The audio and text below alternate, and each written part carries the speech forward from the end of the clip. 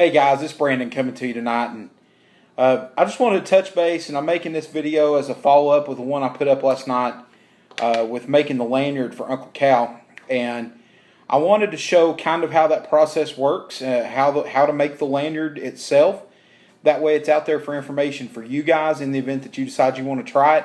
I thought I'd throw this out there, and guys, it's honestly not something that's difficult. It's not some super secret, anything like that, and like I said, I mean, it's something that I don't care to teach anybody how to do, and I figured I'd post up a video. And this is also to help Uncle Cal when he gets it in the event that he needs to shorten it and to make it a little bit shorter for him. This video should provide him the information he needs to be able to do that. And I wanted to put this up there for that purpose. So the first thing that you do is you cut a length of paracord. And this is just standard black 550, and you can see here on this end where I've cut the paracord. The very first thing that you want to do anytime that you cut paracord is you're going to have two cut ends. One off the hank that you cut, and you're going to have the one on the piece that you're working with. The very first thing that I always do before I start any task with this is I take a lighter, and we're going to melt that paracord down to where we have a fine little uniform black, hard as a rock knob on there. Sometimes it takes a minute, just depending on how it's cut.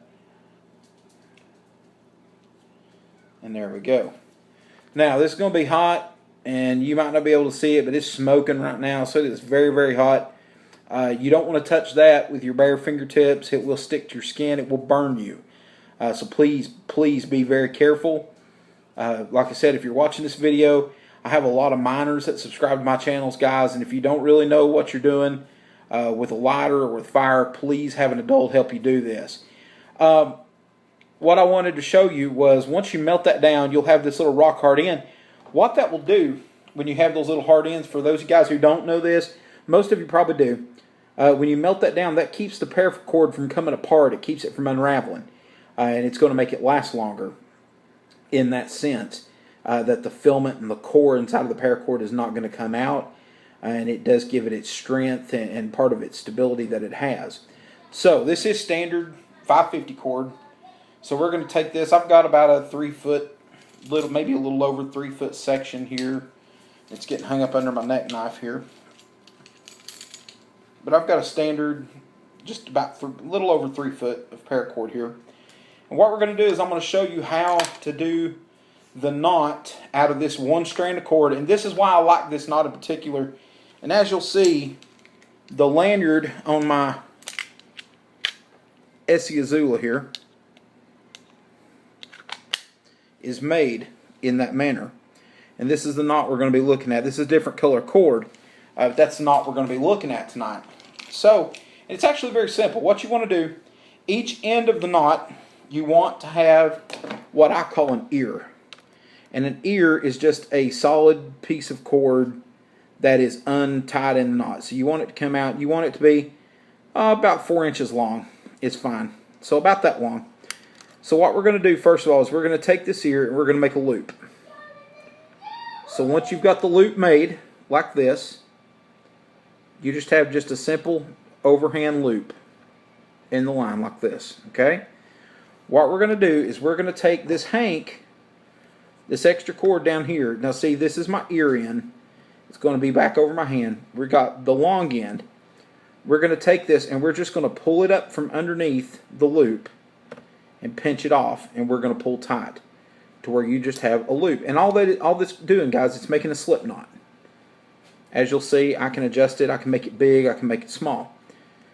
What we're going to start doing from that point is, now I'm kind of a perfectionist and meticulous with this, guys, is I like to straighten my cord as best I can to make it lay right.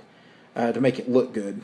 So I'll straighten the cord the best I can from that starting loop. Now once the cord gets longer, as you pull it up again through the bottom side of the loop and feed it through and pull tight, then you just continue to do that. You feed it up again, pull tight, feed it up again, pull tight, You can adjust your length and your loops like this. It's not 100% necessary. You will eventually have to do that, but you don't have to do it necessarily every time that you pull through. But it will make your knot more uniform, and it'll make it lay and look better if you do it between every single pull. Now all I'm doing is I'm making a chain just like this with paracord, and eventually you'll get to where you can strand up. I think the lanyard that I'm wearing now, this is a longer lanyard that I have on right now, and I want to say that that lanyard in particular is 20 feet of paracord that I've got in it. Right now, like I said, in this one, this will make a much shorter lanyard than the one that I have on. Now, I do this a little bit different than some people do. Like I said, the tighter, if you're starting out, the tighter that you keep your loops, unless you really know what to do with your fingers and where to put your fingers while you're doing this, that once you kind of get a feel for it, that's something you kind of learn after doing it a little bit. You get a feel for it. But once you do this for a little bit, you're eventually going to get a chain made. And some people call this a sailor's knot. Some people call it a daisy chain. I've heard it referred to as both. You can use whatever terminology that you want to use. I typically will refer to it as a sailor's knot. It's a good knot for rope storage, especially with big ropes. And I'll show you why in just a second. So we just keep on trucking down here, and in no time flat, what you're able to do, and I'm speeding this along for the sake of the video, guys. I don't want to drag the video out forever.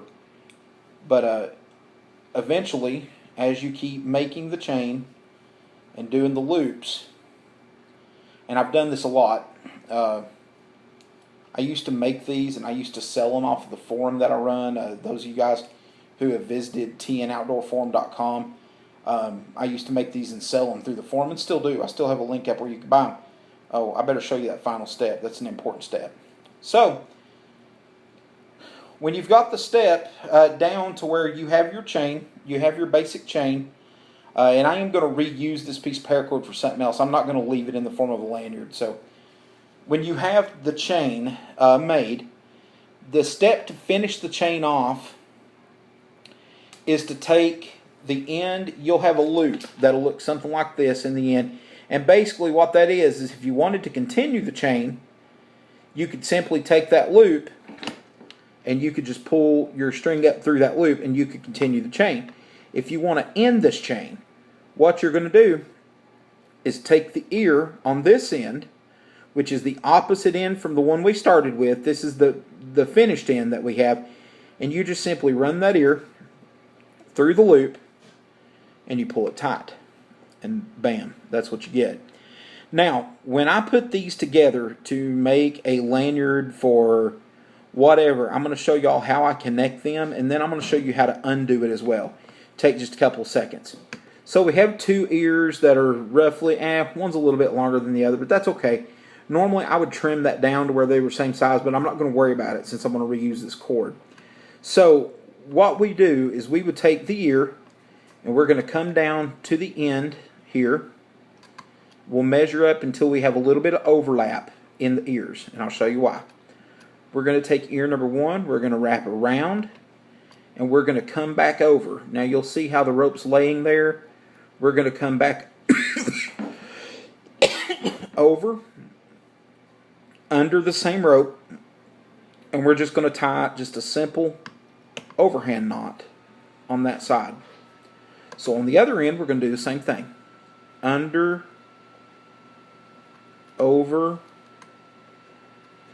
simple overhand knot. Pull tight. Now guys, what this does is this does give you an adjustability factor in the line at that point, where you can take these and you can slide these knots together. You can make it a little longer. You can cinch them down. You can make it a little shorter. And ultimately, what's awesome about this knot, and this is one of the coolest things that I want to share, and this is what I wanted Uncle Cal to see, was that when you, sorry about that, I have to,